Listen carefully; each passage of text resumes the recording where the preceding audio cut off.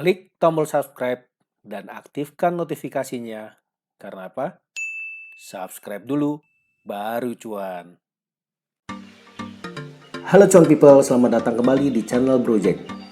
Di TBJ edisi yang ke-12 kali ini, Project akan membahas satu saham secara spesifik yang menurut Project akan menarik untuk diperhatikan untuk beberapa waktu ke depan, yaitu saham Kimia Farma atau KF. Nah, langsung kita simak bagaimana analisa Project.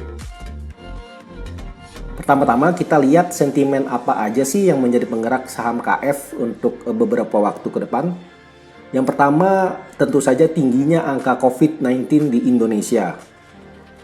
Kedua, kebutuhan akan produk healthcare atau farmasi yang semakin meningkat. Nah, kalau kita perhatikan kebutuhan akan produk healthcare dan farmasi ini juga ikut membantu mendorong saham-saham yang ada di sektor farmasi ataupun healthcare. Mungkin teman-teman bisa perhatikan bagaimana pergerakan saham-saham seperti IRA, KF, INAF, Mitra Keluarga, dan juga kemarin baru IPO BMHS sudah auto reject berhari-hari tapi tetap tidak mau turun.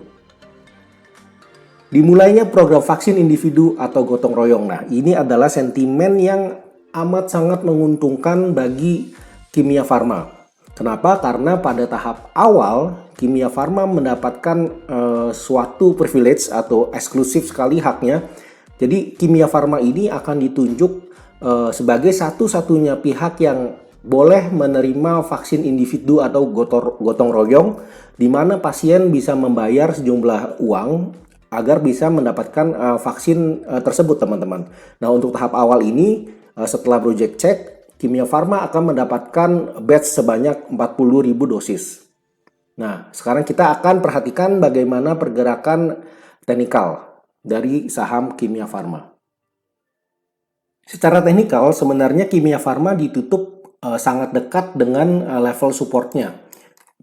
Kalau kita lihat level support dari Kimia Farma yang paling dekat adalah di level 3100. Nah, strateginya bagaimana kalau kita mau membeli saham Kimia Farma? Seperti kita ketahui, Kimia Farma ini salah satu saham yang sangat sensitif terhadap sentimen, teman-teman. Jadi kita harus memperhatikan sentimen apa yang sedang ada di market yang mampu menggerakkan Kimia Farma ini naik atau turun. Nah, sentimen yang sekarang sedang ada di market salah satunya adalah sentimen mengenai vaksin gotong royong atau individu.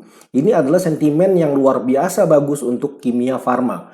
Jadi menurut Project, Kimia Farma ini akan mampu melakukan breakout dari trennya, dari resisten trennya, yaitu di level kurang lebih 3420. Menurut Project, saham Kimia Farma ini akan mampu breakout dari level 3420 dengan target auto reject atas besok di level 3930 jika Kimia Farma mampu mencapai auto reject atas. Nah, jadi besok tanggal 12 Juli 2021 level auto reject atasnya adalah 3930. Nah, kalau misalnya teman-teman masih mau memegang atau masih mau hold menyimpan saham ini, target berikutnya Project lihat ada di level 4160. Ini merupakan level resisten yang cukup kuat, teman-teman. Jadi hati-hati di level tersebut. Atau berikutnya ada juga kalau teman-teman percaya, oh ini ada gap yang lumayan besar dan kemungkinan akan ditutup. Jadi ada juga sebenarnya chance untuk menutup gap di level 4470. Tetapi kalau saya lihat ada area jual yang sangat kuat di antara level 4.800 sampai 5.280. Jadi saran saya, teman-teman kalau misalnya membeli atau memiliki saham Kimia Farma, kalian boleh memperhatikan garis-garis merah yang sudah Project tandai ini. Kenapa? Karena sekali lagi saham Kimia Farma ini saham yang sangat erat dengan sentimen. Kalian harus benar-benar lihat pergerakan market seperti apa. Bisa saja sentimen market berubah dan saham Kimia Farma ini berbalik arah, teman-teman. Jadi saham Kimia Farma ini adalah saham yang lumayan beresiko tinggi, tapi juga memiliki potensial reward yang cukup tinggi. Strateginya seperti apa? Kalau misalnya teman-teman membeli saham baru atau baru membeli saham Kimia Farma besok tanggal 12 Juli, gunakan level support terdekat 3100 ini sebagai level area stop loss kalian. Jadi saran saya, kalau misalnya ternyata Kimia Farma justru turun, level 3100 ini break, kalian harus membatasi kerugian di area sekitar 3080 sampai 3090.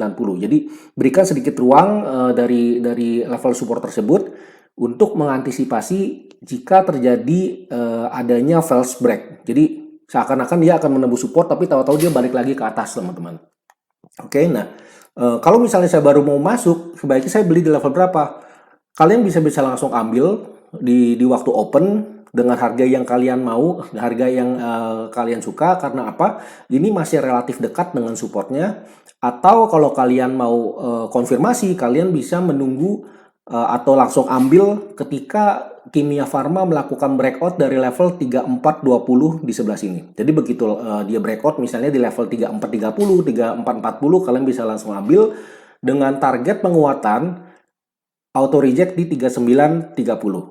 Oke, nah kalau misalnya kalian beli di level breakout resistance, jangan lupa ini juga bisa kalian gunakan sebagai level support karena resistance yang telah ditembus itu bisa digunakan sebagai support. Strateginya sama, kalau misalnya Kimia Farma ternyata turun dari level breakoutnya, kalian bisa gunakan level 3420, beri ruang sedikit mungkin di level 3390 sebagai level kalian membatasi kerugian kalian. Oke.